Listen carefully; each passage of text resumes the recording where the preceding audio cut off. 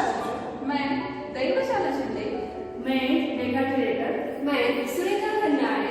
आज 14 सितंबर हिंदी दिवस के अवसर पर हम सब आपको शुभकामनाएं देते हैं। हिंदी भाषा एक सर्वश्रेष्ठ भाषा है। विश्व में यह भाषा कुल मिलाकर 25 से 30% लोगों के द्वारा बोली जाती है। हिंदी एक पुरातन भाषा है और वह लगभग 1000 साल पुरानी है और उसके प्रमाण भी उपलब्ध है।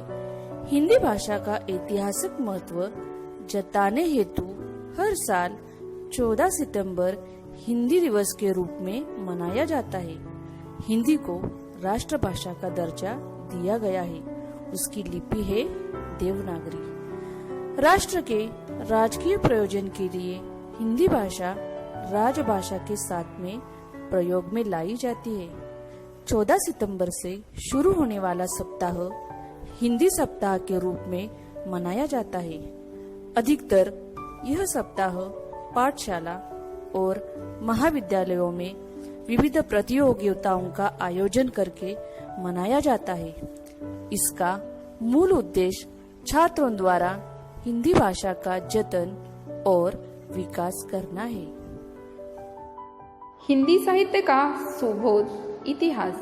हिंदी साहित्य के इतिहास में कुछ कहने से पूर्व उसकी पूर्ववर्तीनी भाषाओं के संबंध में कुछ कहना जरूरी है।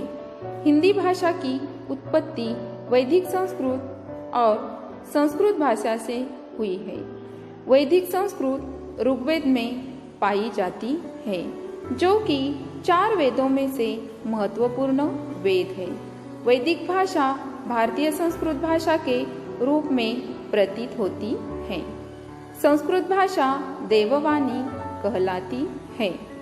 अति पुरातन साहित्य में यही भाषा उपलब्ध है। हिंदी भाषा 3 कालखंड में विभाजित है। पहला आदिकाल, दूसरा मध्यकाल, तीसरा आधुनिक काल। इसका श्रेय जाता है आचार्य रामचंद्र शुक्ला जी को। आचार्य जी साहित्यकार, आलोचक, कोशकार, अनुवादक, कथाकार और कवि थे। वह हिंदी साहित्यिक कवि के नाम के रूप में जाने जाते हैं और हिंदी साहित्य में उनका नाम आदरपूर्वक लिया जाता है।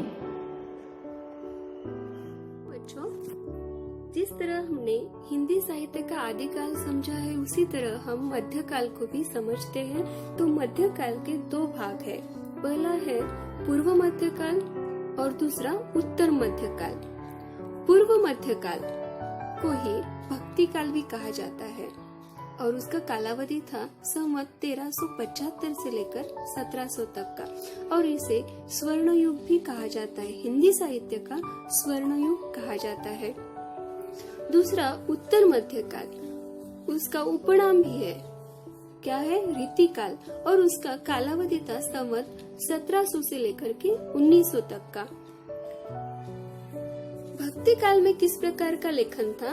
तो पहला निर्गुण काव्य था और दूसरे प्रकार का सगुण काव्य भी था। निर्गुण काव्य में ज्ञान के ऊपर आधारित ज्ञानाश्रयी शाखा थी और प्रेमों के आधार पर प्रेमाश्रयी शाखा थी। इन दोनों को निर्गुण काव्य कहा जाता है। और सगुण काव्य, सगुण यानी कि अच्छे गुणों का वर्णन वाला काव्य। किसके अच्छे गुणों के वर्णन वाला? राम के अच्छे गुणों के वर्णन वाला सगुण काव्य और कृष्ण के अच्छे गुणों के वर्णन वाला सगुण काव्य। ये समझने के बाद इन्हें किसने किसने लिखा था? ज्ञानाश्रयित को कबीर जी ने और ज्ञानाश्रयित को गुरु नानक जी ने भी लिखा था।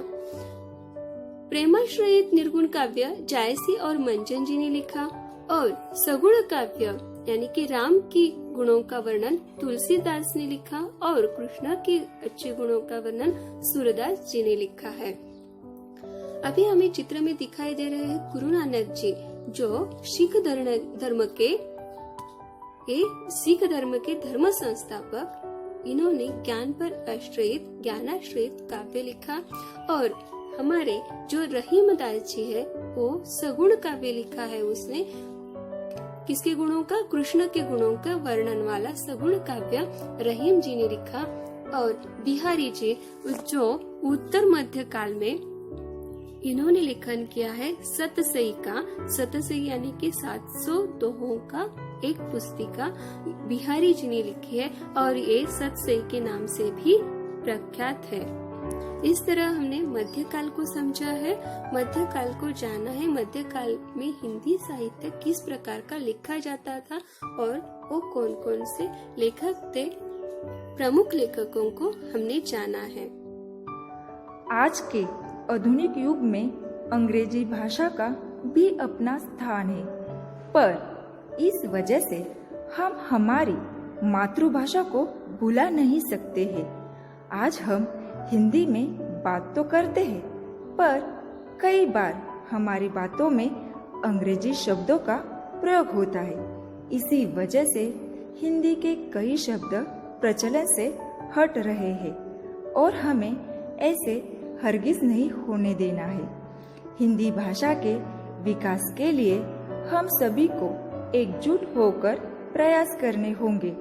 हम सभी को हिंदी भाषा का अधिक से अधिक उपयोग करना होगा, तभी हम अपनी भाषा का सही अर्थ में सम्मान कर सकते हैं। आओ हम सब आज यह प्रण लेते हैं कि हिंदी भाषा का जतन, विकास और प्रचलन करने के लिए हम तहे दिल से प्रयास करेंगे और हर मुमकिन कोशिश करेंगे। धन्यवाद।